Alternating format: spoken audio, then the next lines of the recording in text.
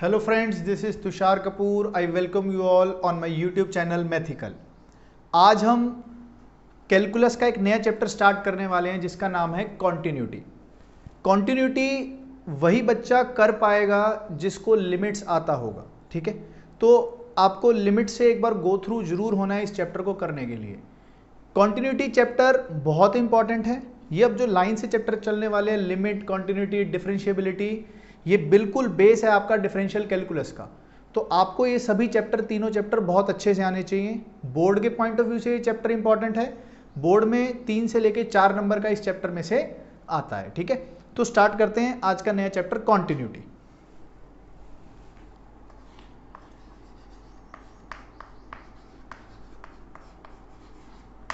Continuity start करते हैं. ये चैप्टर कहना क्या चाहता है, कॉन्टिन्यूटी होता क्या है, इसकी एक जनरल डेफिनेशन पढ़ते हैं. उसके बाद हम आगे समझते हैं कि क्या कहना चाह रहा है.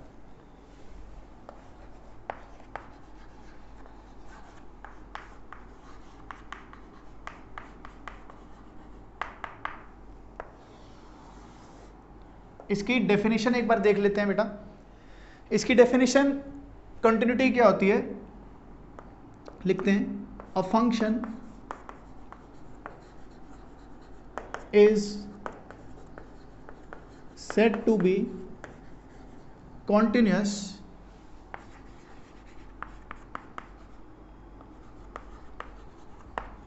if going through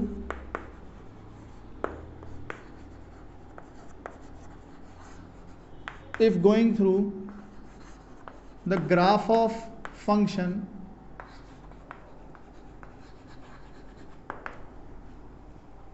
and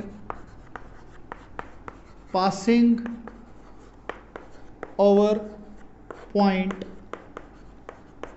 x equal to a either from left to right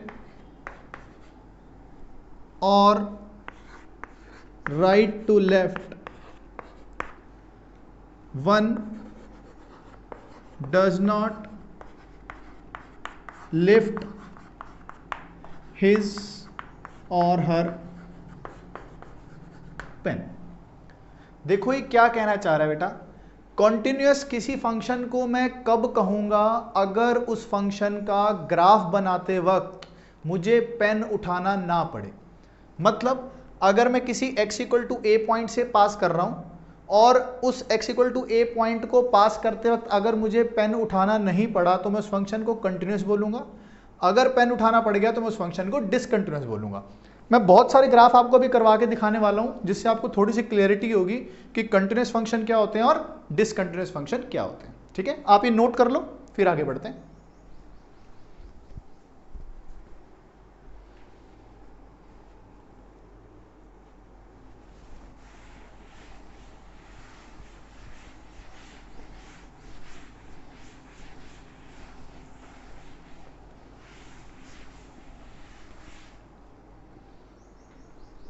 देखते हैं डिफरेंट सिचुएशंस ऑफ कॉन्टिन्यूटी.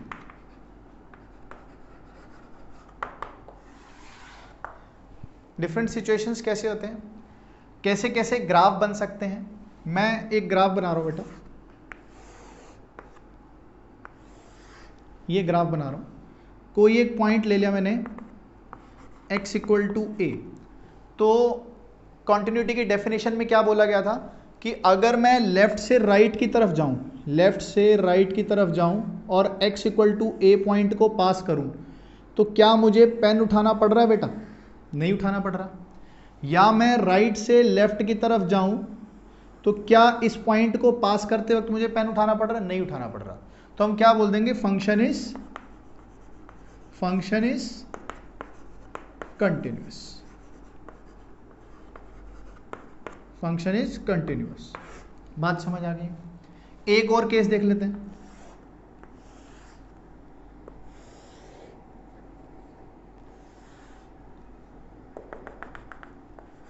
ये हो गया आपका x equal to a. x equal to a graph क्या फंक्शन कंटिन्यूस है कि नहीं है? तो देखते हैं, जब मैंने पेन उठाया लेफ्ट से राइट की तरफ गया और फिर इस पॉइंट को पास करता हुआ इसी ग्राफ पर चलता रहा, तो क्या मुझे पेन उठाना पड़ा? नहीं उठाना पड़ा। अगर पेन नहीं उठाना पड़ा तो मैं क्या बोलूंगा? x इक्वल टू ए पर फंक्शन क्या है? Function is continuous. Function is continuous. एक दो चीजें और देखते हैं, एक दो ग्राफ और देखते हैं।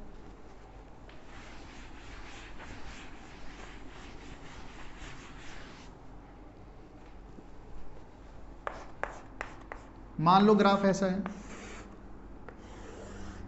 यहां पे है ओपन सर्कल और x इक्वल टू ए पे फंक्शन ये डिफाइंड है। तो हमने क्या किया होगा? x इक्वल टू ए को पास करते वक्त क्या हुआ होगा बेटा? लेफ्ट से राइट की तरफ चले। अब यहां पर पहुंचे तो मुझे पेन उठाना पड़ा होगा और यहां पर ऐसे सर्कल लगाना पड़ा होगा। उसके बाद फिर मैं यहां पर आया हूंगा पेन उठाकर और इस ग्राफ के ऊपर चलना शुरू कराऊंगा। तो x इक्वल टू ए पर यहां पर फंक्शन क्या हो गया? Function is discontinuous. डिसकंटिन्यूस। बात समझ आ गई? एक ग्राफ और बना के देखते हैं, आप बताना कि फंक्शन कंटिन्यूस है कि डिसकंटिन्यूस है।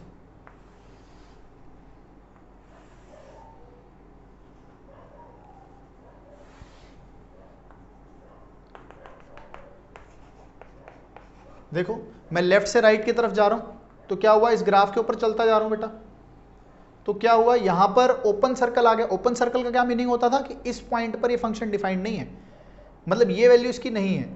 तो अब जैसे ही मैं यहां से गया तो मुझे पेन उठाकर यहां पहुंचना पड़ा होगा और इसके बाद चला, तो मुझे x equal to a point पर पेन उठाना पड़ा। पेन उठाना पड़ा तो फंक्शन क्या हो गया? डिसकंटिन्यूस।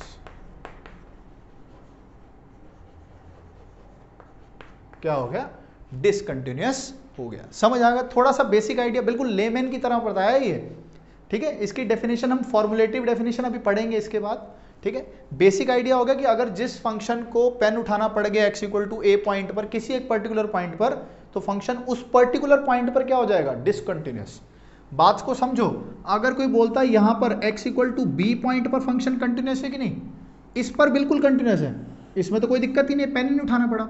फंक्शन डिसकंटिन्यूस कहां पर है? एट x इक्वल टू ए। ये बात बहुत ध्यान की है, सिर्फ एक ही पॉइंट पर डिसकंटिन्यूस है, इसके अलावा बाकी सभी पॉइंट्स पे फंक्शन क्या है? कंटिन्यूस है। समझ आ गई ये बात? कोई दिक्कत इस चीज में है तो बताओ। नहीं है? मैं एक छोटा सा एग्जांपल देता हूं जिससे आप अपने आप को रिलेट करोगे कि हाँ अब समझ आया कि कंटिन्यूटी क्या होती है और क्या नहीं।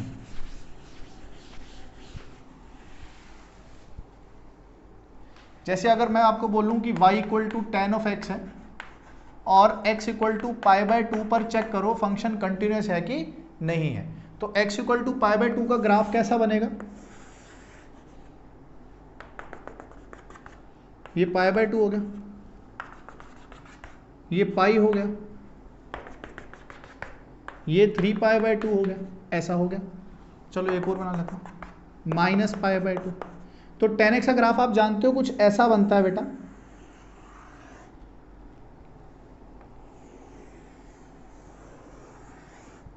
ठीक है बात? तो अब बात किसकी हो रही है? x equal to pi by 2। तो x equal to pi by 2 को क्रॉस करते वक्त क्या होगा? जब मैं लेफ्ट से राइट की तरफ जा रहा हूं तो ग्राफ ऐसा है बेटा।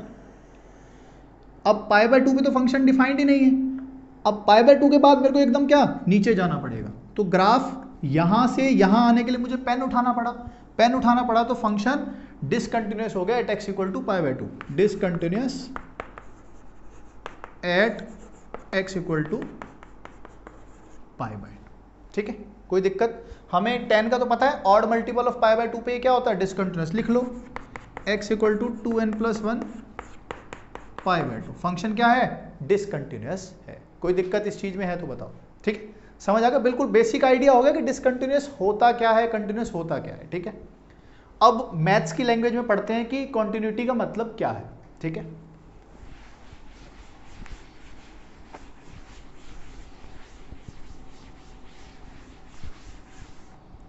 लिखो बेटा, formulative definition of continuity. Formulative definition of continuity क्या होती है। ठीक है, अब ध्यान देते हैं बेटा बिल्कुल।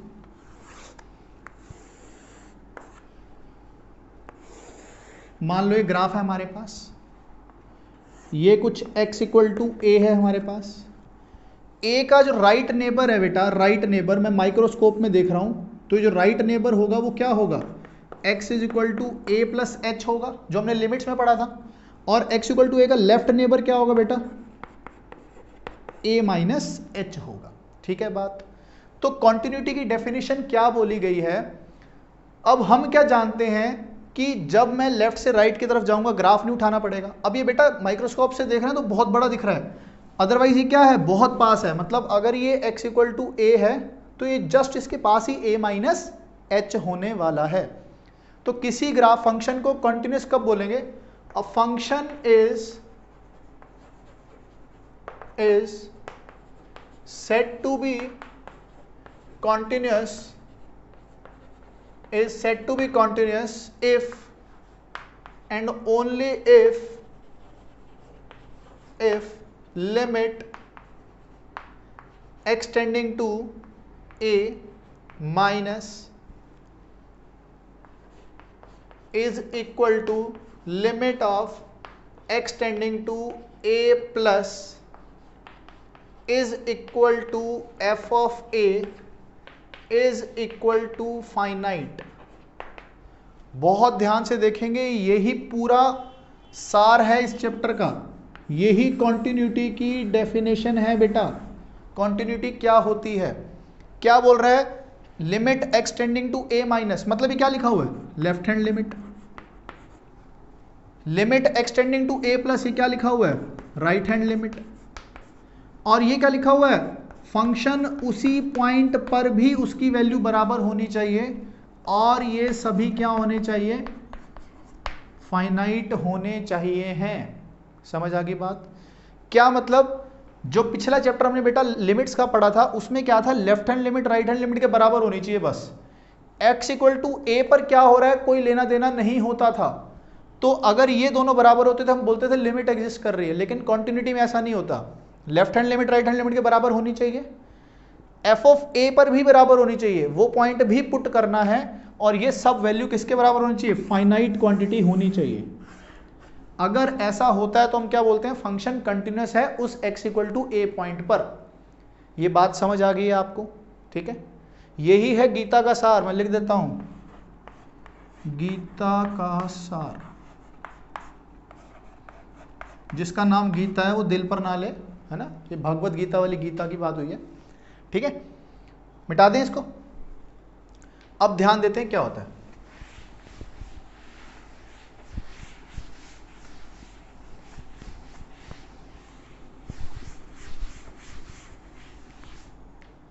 लिखते हैं, ये तो बात थी कंटिन्यूस होने की। लिखें अगर अ function is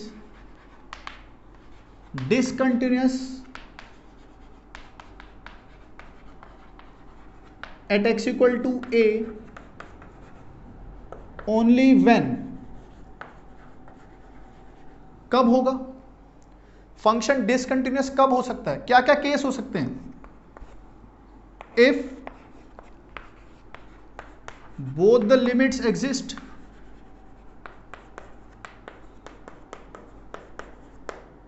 but are not equal। Left hand limit और राइट हैंड लिमिट एग्जिस्ट तो कर रही है लेकिन इक्वल नहीं है बेटा, हमें तो इक्वल चाहिए होती है।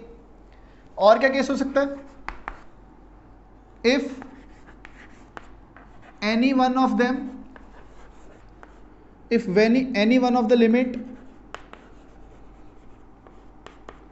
डज नॉट एग्जिस्ट, अगर दोनों में से एक लिमिट एग्जिस्ट नहीं करती तो भी हो सकता है गड़बड़। और गड़बड़ कब हो सकती है, आपको सर अगर दोनों लिमिट एग्जिस्ट कर रही हैं और इक्वल है तब भी ऐसा हो सकता है कि कंटिन्यूअस ना हो, बिल्कुल हो सकता है। अगर फंक्शन ए पर डिफाइंड नहीं है, F of A is not defined, तब भी ऐसा हो सकता है। ठीक है, कोई दिक्कत इसमें है ना। तो ये तीनों केस हैं जो फंक्शन को डिसकंटिन्यूअस बना सकते हैं। लिमिट एग्जिस्ट कर रही है लेकिन इक्वल नहीं है, या लिमिट दोनों में से कोई एक एग्जिस्ट ही नहीं कर रही, या F of A he defined नहीं है। समझ आ गई बेटा बात? कोई दिक्कत है तो बताओ। समझ आ गई बात है ना? कोई दिक्कत नहीं है इसमें। आगे बढ़े। तो फंक्शन डिसकंटिन्यूअस कब हो सकता है ये आपको पता लग गया है। आगे बढ़ते हैं।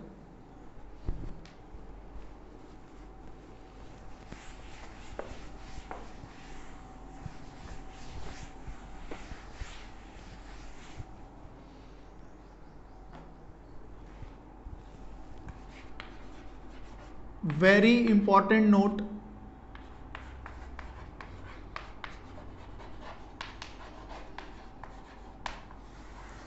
वेरी इंपॉर्टेंट नोट, एक बार देखो बेटा।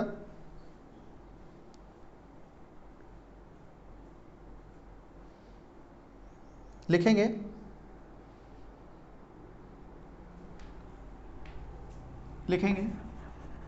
continuity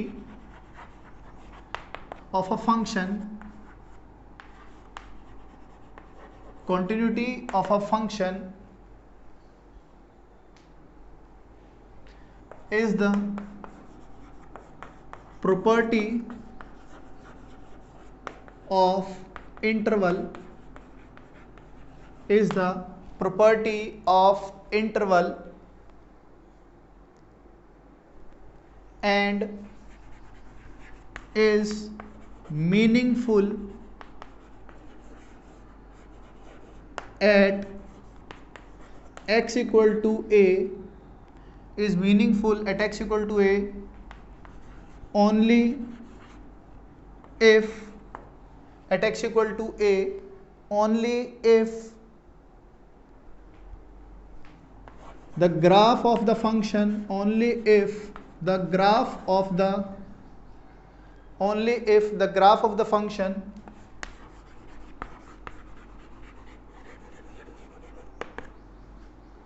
of, only if the graph of the function of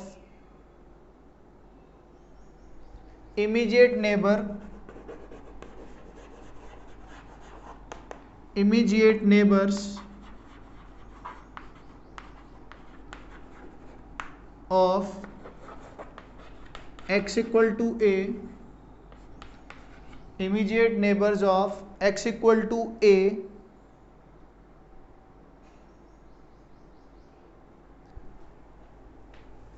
exist, not necessarily at x equal to a, not necessarily at x equal to a। Continuity जो है वो इंटरवल की प्रॉपर्टी है एक, और x इक्वल टू ए पर function की continuity का मीनिंग तभी है अगर x इक्वल टू ए के लेफ्ट नेबर और राइट नेबर पर ग्राफ है कि नहीं है। ठीक है बात? तो ग्राफ होना लेफ्ट नेबर और राइट नेबर का बहुत ज्यादा जरूरी है, तभी फंक्शन पे कंटिन्यूटी का कोई मीनिंग है। ठीक है, आप इस डेफिनेशन को लिखो, मैं 3 ग्राफ कराऊंगा, आपको क्लियर हो जाएगा कि मैं क्या कहना चाह रहा हूं। समझ आ गई बात? इसको लिख लो एक बार।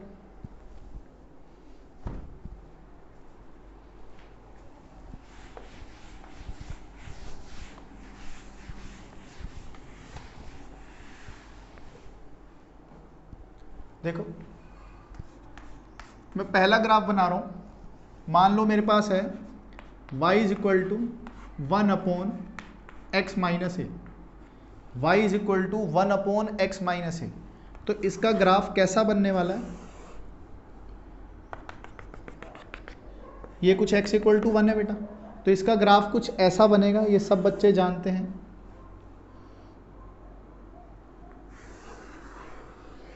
ठीक है, इसका ग्राफ कुछ ये बनने वाला है। सही बात? तो हो क्या रहा है, अब x इक्वल टू ए पर पूछ रहा है कि फंक्शन कंटिन्यूअस है कि नहीं।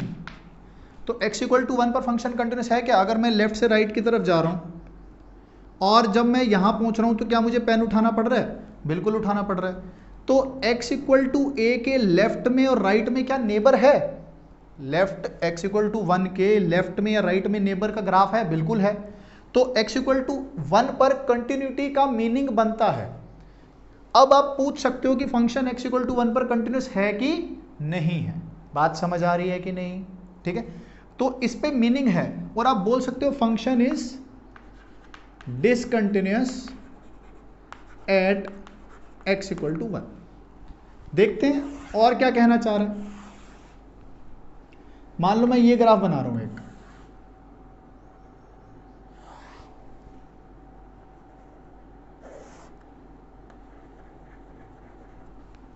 समझो बात को, ठीक है। इसकी बात करते हैं, तो क्या x इक्वल टू 0 पर फंक्शन कंटिन्यूस है कि नहीं है? x इक्वल टू 0 पर फंक्शन कंटिन्यूस है कि नहीं है? क्या इसकी कंटिन्यूटी का कोई मीनिंग है कि नहीं है? बताओ, एक बार सोचो इसके बारे में।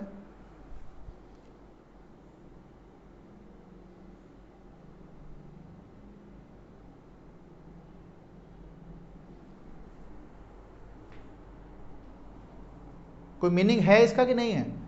ये मीनिंगलेस है,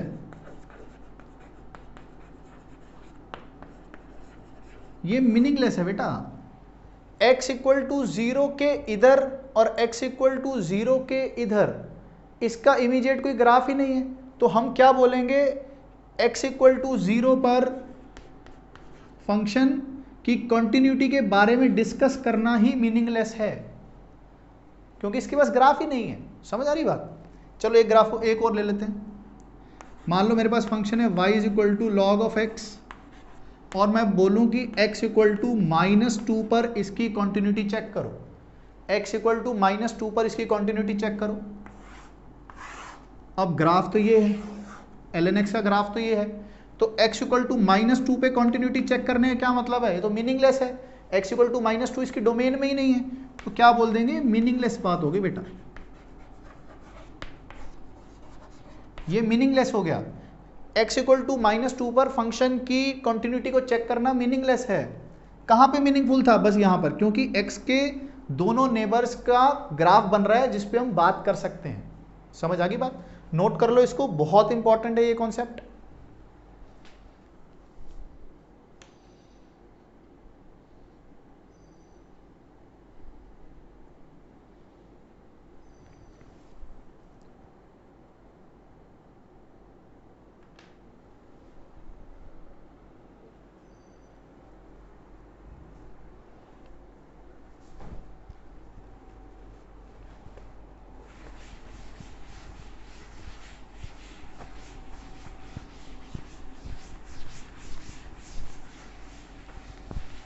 देखो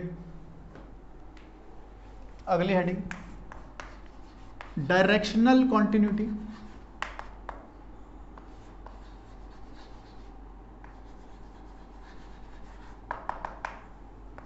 डायरेक्शनल कॉन्टिन्यूटी, इसमें दो बातें पढ़ेंगे। एक हम पढ़ेंगे राइट कंटिन्यूस, और एक हम पढ़ेंगे लेफ्ट कंटिन्यूस। लेफ्ट कंटिन्यूस और राइट कंटिन्यूस, मैं दोनों में सेम ग्राफ बना रहा हूं बेटा।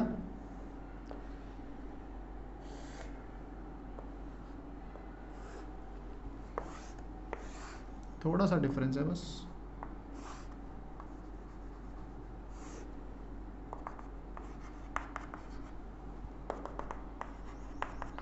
समझो इस बात को। देखो, राइट कंटिन्यूस और लेफ्ट कंटिन्यूस का मतलब क्या है? फंक्शन कंटिन्यूस कब था? जब उसकी left hand limit right hand limit बराबर हो और x इक्वल टू a पर फंक्शन बराबर हो। लेकिन यहां क्या हो रहा है बेटा? मान लो ये कुछ 4 आ रहा है, ये 2 बोल देते हैं, कोई दिक्कत नहीं, ये 2 है और ये 4 है, ठीक है। तो इस ग्राफ में अगर मैं पूछूं कि f ऑफ a और f ऑफ a प्लस तो आ रहा है 4 और f ऑफ a माइनस कितना आ रहा है बेटा? 2। क्या मैं सही बोल रहा हूं? बिल्कुल सही बोल रहा हूं। तो f ऑफ a प्लस और f ऑफ a माइनस तो बराबर आए नहीं, तो हम क्या बोलेंगे? फंक्शन डिसकंटिन्यूअस है। बिल्कुल डिसकंटिन्यूअस है, लेकिन मैं इसको बस ये बोल सकता हूं कि ये राइट कंटिन्यूअस है। क्या बोल सकता हूं? कि ये राइट कंटिन्यूअस है। और इस वाले केस में क्या आ रहा है? f ऑफ 0a और f ऑफ a माइनस दोनों बराबर हैं और वो 2 है, और f ऑफ a प्लस कितना है बेटा? 4 है। यहां पे a और a माइनस बराबर आ रहे हैं तो इसको मैं लेफ्ट कंटिन्यूस बोल सकता हूं और इस वाले को मैं राइट कंटिन्यूस बोल सकता हूं। लेकिन x इक्वल टू a पर मैं फंक्शन को कंटिन्यूस नहीं बोल सकता। राइट कंटिन्यूस और लेफ्ट कंटिन्यूस तो बोल सकता हूं लेकिन कंटिन्यूस नहीं बोल सकता, क्योंकि कंटिन्यूस की डेफिनेशन क्या होती थी? f of a minus is equal to f of a is equal to f of a plus and that all equals to finite value. लेकिन यहां पर क्या हो रहा है? a और a प्लस तो बराबर आ रहे हैं, ये बराबर नहीं आ रहा। अगर a और a प्लस बराबर आ रहा है तो राइट कंटिन्यूस, a और a माइनस बराबर आ रहा है तो लेफ्ट कंटिन्यूस। बेटा समझ आ गई? छोटा सा कॉन्सेप्ट है, नोट कर लो इसको।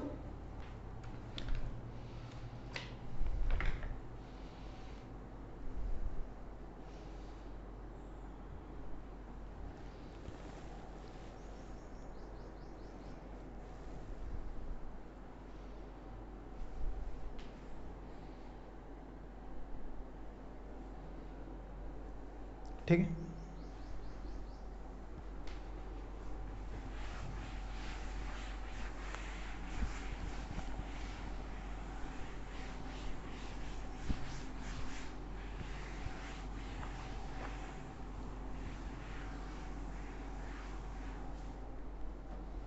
नोट करके लिखेंगे। एक पॉइंट और नोट करके लिखेंगे। पहला point, if function is continuous, if function is continuous at x equal to a, अगर बता दिया गया कि अगर function continuous equal to a पर, this implies function limits of function at x equal to a also exists but converse is not true। मतलब क्या कहना चाह रहा है? कह रहा है कि फंक्शन कंटिन्यूस है। फंक्शन क्या है? कंटिन्यूस। फंक्शन कभी कंटिन्यूस कब हुआ होगा? जब f of a plus f of a minus और f ऑफ a ये सब बराबर रहे होंगे और एक फाइनाइट वैल्यू रही होगी। बेटा ठीक है, सब बराबर रहे होंगे, फाइनाइट वैल्यू। तो इसने बोला कि फंक्शन कंटिन्यूस है, तो हमें ये बात पता है। अगर कंटिन्यूस है तो हमें ये पता है लिमिट एग्जिस्ट कर रही है। इसका उल्टा ट्रू नहीं है। अगर आपको कोई बोल दे कि f of a plus f of a minus के बराबर है, तो क्या इतनी सी इंफॉर्मेशन से आप ये बता दोगे फंक्शन कंटिन्यूस है? नहीं बता पाओगे। क्यों नहीं बता पाओगे? क्योंकि आपको f इक्वल टू a का नहीं पता, उस पर क्या हो रहा है। कंटिन्यूस पता है तो ये बता सकते हो, ये पता है तो फंक्शन कंटिन्यूस है, नहीं बता पाओगे। ठीक है बात। सेकेंड पॉइंट बिल्कुल एक जैसा है, मिलता जुलता। If function is continuous at x equal to a, this implies function is well defined at x equal to a but converse is not true। But converse is not true. वही बात कर रहा है, अगर फंक्शन कंटिन्यूस है तो आपको पता फंक्शन a पर डिफाइंड होगा, लेकिन अगर बोल दे कोई फंक्शन a पर डिफाइंड है तो क्या वो कंटिन्यूस भी होगा? ऐसा जरूरी थोड़ी है। बिल्कुल सेम बात जो पहला पॉइंट बोलना चाह रहा है उसी के जैसा सेकंड पॉइंट भी बोल रहा है। समझ आ गई ये बात? ठीक है बेटा, अभी तक देख लो 20-25 मिनट हो चुके होंगे। हमने सिर्फ डोमेन मतलब इस कॉन्टिन्यूस की कॉन्टिन्यूटी की हमने सिर्फ डेफिनेशन के बारे में बात कर रहे हैं, बिल्कुल बेसिक कॉन्सेप्ट के बारे में बात कर रहे हैं।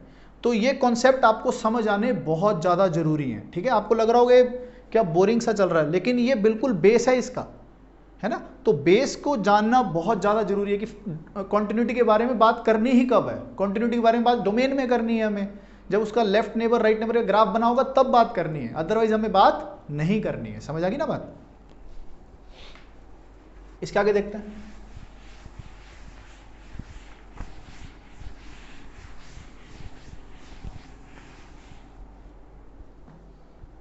लिखेंगे continuity in an interval.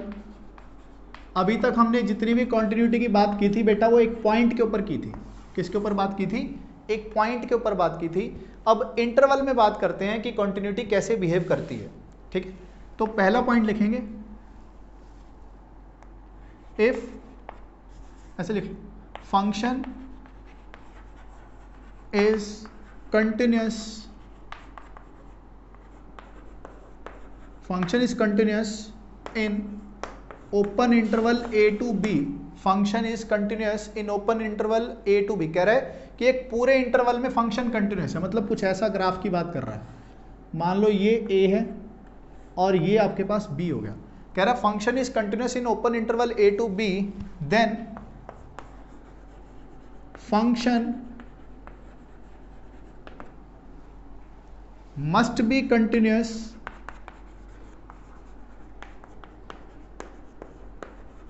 at each and every point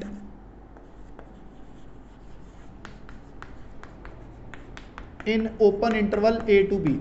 क्या बोलना चाह रहा है? कह रहा है कि अगर कोई function open interval a to b के बीच में कंटिन्यूअस है तो इसका मतलब इस a और b के बीच में आने वाले सभी पॉइंट्स के ऊपर फंक्शन को कंटिन्यूअस होना पड़ेगा। बात समझ आ गई है बच्चों? ठीक है। Second, function is continuous in closed interval a to b, then function is continuous at each and every point in open interval a to b। अब यहां क्लोज की बात हो रही है, ध्यान देंगे बेटा। आप कहोगे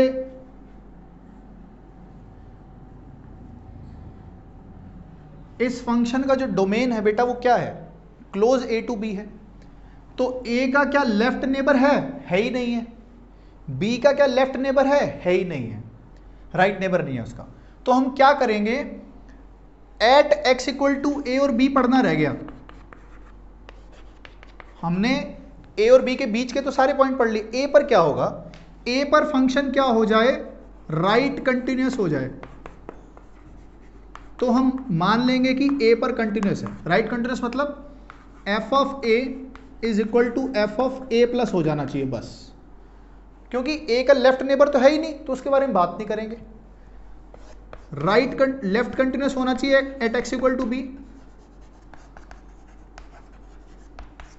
f of a is equal to f of a minus के बराबर होना चाहिए। बात समझ आ गई है? कोई दिक्कत है इसमें तो बताओ। ठीक है, x इक्वल टू a पर राइट कंटिन्यूअस हो जाए तो मान लेंगे, मतलब f ऑफ a और f ऑफ a प्लस, और x इक्वल टू b पे f ऑफ b माइनस के बराबर आ जाए तो हम मान लेंगे कि फंक्शन कंटिन्यूअस होगा। ये बात समझ आ गई है आपको कि नहीं? आ गई है तो इसको अच्छे से नोट कर लो एक बार।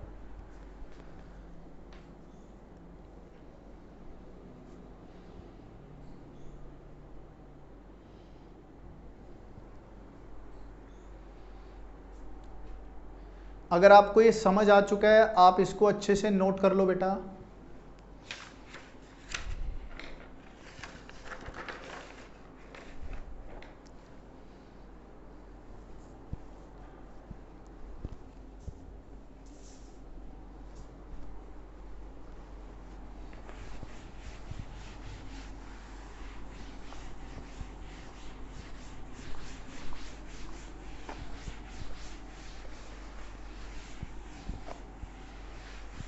अब इस पे बेस्ड, इंट्रोडक्शन पे बेस्ड आज बेसिक से कुछ क्वेश्चंस करते हैं बेटा। पहला क्वेश्चन,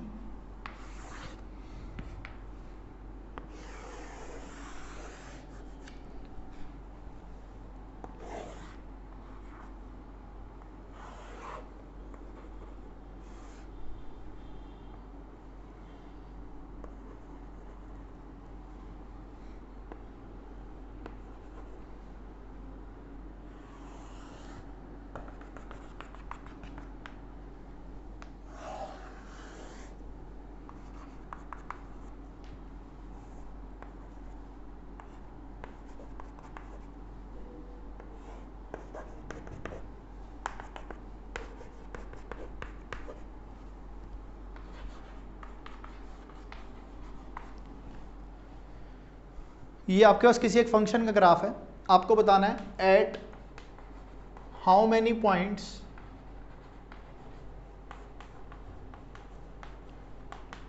फंक्शन इज discontinuous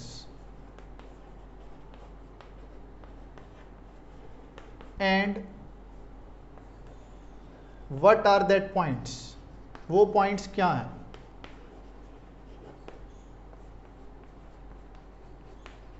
और वो पॉइंट्स क्या हैं हमें ये भी बताना है आपको,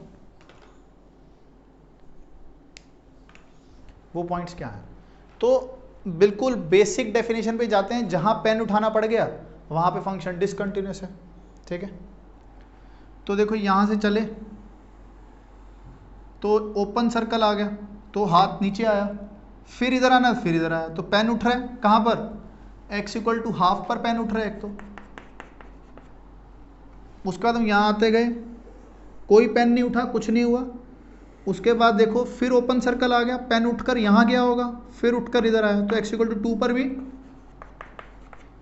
उसके बाद यहां चलते रहे, ठीक है। उसके बाद x इक्वल टू 3 पर तो डिफाइंड ही नहीं है, एकदम नीचे आना पड़ गया, तो पेन उठाना पड़ गया, तो x इक्वल टू 3।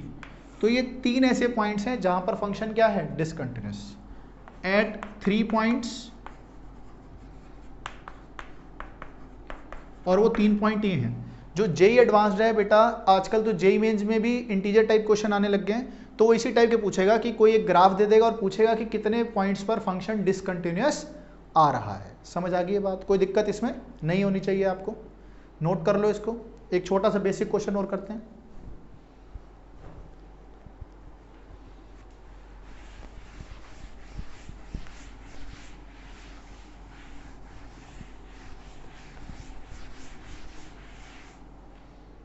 अगर हमारे पास क्वेश्चन हो y is equal to box of x, find discuss about continuity of this graph.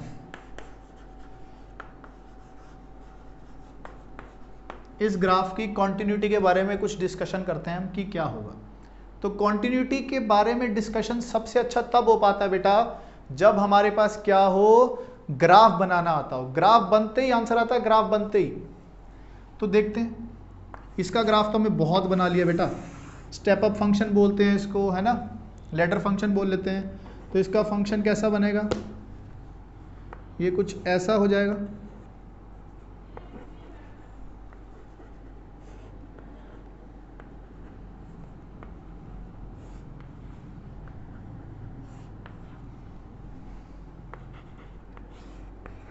ठीक है, ये कितना हो गया, 1 2 3 4 -1।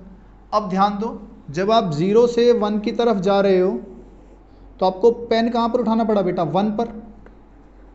1 से 2 की तरफ गए तो पेन कहाँ उठाना पड़ा, 2 पर। 2 से 3 की तरफ गए तो पेन कहाँ उठाना पड़ा, 3 पर। तो इसका मतलब आपको पेन कहाँ कहाँ पर उठाना पड़ रहा है, हर एक बताओ, हमें पेन उठाना पड़ रहा है हर एक इंटीजर पर। तो क्या बोलेंगे, box of x is continuous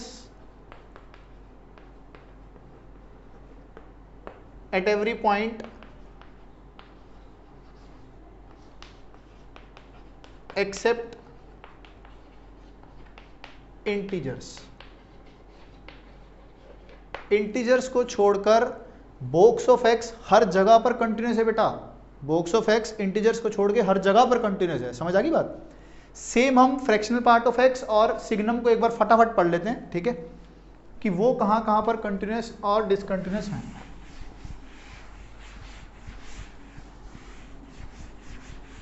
अगर हम फटाफट ग्राफ बनाएं बेटा फ्रैक्शनल पार्ट ऑफ एक्स का, तो फ्रैक्शनल पार्ट ऑफ एक्स का ग्राफ कैसा बनता था बेटा, ये गुब्बारे से उड़ते थे, है ना।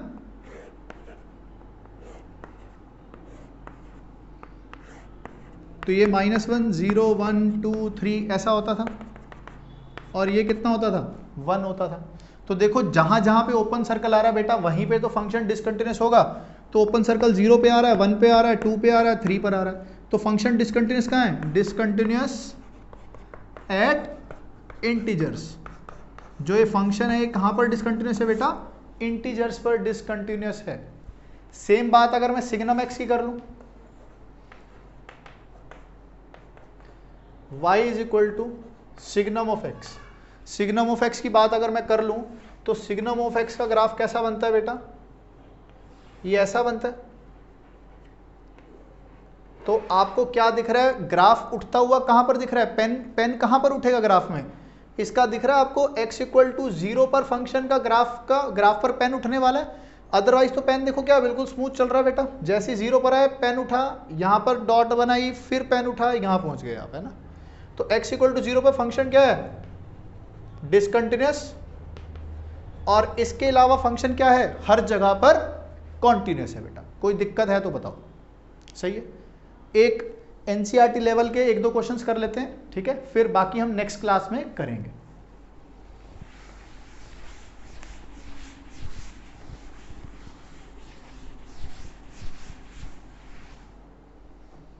अगर मान लो बहुत ही बेसिक क्वेश्चन लिख रहा हूं मैं, एक फंक्शन है वो ऐसे पीस वाइज डिफाइंड है बेटा।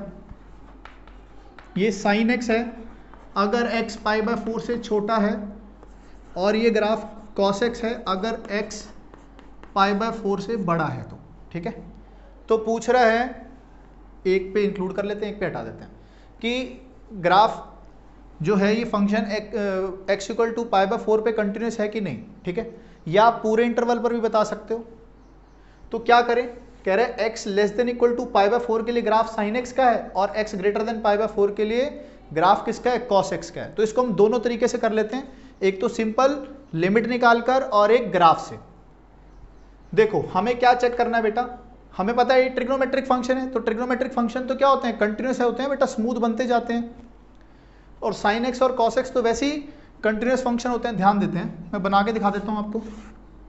साइन एक्स देखो ना, बिल्कुल पेन उठता ही नहीं भाई, पेन नहीं उठता इसमें। और कॉस एक्स में भी क्या होगा? पेन नहीं उठता इसमें, ठीक है। तो अगर मैं इसको बिल्कुल डेफिनेशन से जाऊं, π/4 माइनस, अब π/4 पर ही क्यों चेक कर रहा हूं कंटिन्यूटी? इसका भी कारण है। कारण उसका एक ये है कि ब्रांच चेंज कहां पर हो रही है? π/4 से पहले ग्राफ साइन एक्स पे था, और π/4 के बाद cos x पर है। π/4 से जस्ट पहले तो हर एक पॉइंट पर कंटिन्यूस होगा, क्योंकि हमें पता है ट्रिग्नोमेट्रिक फंक्शन कंटिन्यूस होते हैं। बस दिक्कत कहां पर होने वाली है? π/4 पर। तो f ऑफ π/4 माइनस कहां पर पुट करूंगा बेटा? π/4 माइनस इसी ग्राफ पर पुट करूंगा, क्योंकि फंक्शन यहीं पर डिफाइंड है। तो साइन ऑफ π/4 माइनस, तो साइन 45 डिग्री कितना होता है? 1/√2। अगर एग्जैक्ट π/4 पुट करना है बेटा, तो साइन π/4 कितना होता है? वो भी 1/√2 होता है। और एक कहां पर चेक करूंगा मैं? साइन π/4 प्लस पर। π/4 प्लस कितना? Sine π/4 plus, sorry cos. देखो ना, π/4 के से बड़े के लिए cos x एक ग्राफ है, तो cos π/4 प्लस भी कितना है बेटा? 1/√2। ये तीनों वैल्यूज हमारे पास क्या आ गई? इक्वल आ गई हैं। इक्वल आ गई हैं, तो इसका मतलब ये फंक्शन इस x इक्वल टू 1/√2 पर क्या होने वाला है? कंटिन्यूस होने वाला है। समझ आ गई ये बात? कोई दिक्कत है इसमें तो बताओ। इसका ग्राफ भी बना के दिखा दूं कि पेन उठेगा कि नहीं उठेगा, देख लेते हैं। इसने क्या बोला है? जो साइन एक्स का ग्राफ है वो π/4 से पहले पहले बनने वाला है। तो देखो 90 डिग्री ये हो गया हमारे पास। देखो साइन एक्स का ग्राफ अगर मैं वैसे ही बना लूं, कुछ ऐसा होता था, ठीक है। तो π/2 ये हो गया, लेकिन हमें तो π/4 से पहले बेटा, कहीं π/4 यहां होगा, मान लेते हैं यहां होगा, और π/4 पे इसकी वैल्यू कितनी आती है? 1/√2 आती है। तो इसने बोला है कि जो π/4 से पहले का ग्राफ साइन एक्स का है, तो π/4 के बाद का ग्राफ हटा देते हैं। तो π/4 से बाद का ग्राफ हटा दिया, हमारे काम का नहीं है। cos x का ग्राफ कहां से बनेगा? π/4 से। यहीं से बना के दिखा देता हूं अभी। तो ऐसा होता था cos का ग्राफ, ठीक है बेटा। लेकिन हमें क्या करना है? हमें क्या करना है? π/4 के बाद से बनाना है। तो π/4 के पहले का ग्राफ cos का मिटा दूं, तो ये ग्राफ बन गया बेटा इस फंक्शन का। ठीक है। पाई बाय 4 के बाद वाला ग्राफ cos x का है और पाई बाय 4 से पहले का ग्राफ sin x का है। तो ये देखो ये चोंच सी तो बन गई है, चोंच बन गई है, लेकिन जब आप लेफ्ट से राइट की तरफ जाओगे तो आपको पेन उठाना नहीं पड़ेगा। तो फंक्शन क्या आ गया यहाँ पर, कंटिन्यूअस आ गया है बेटा।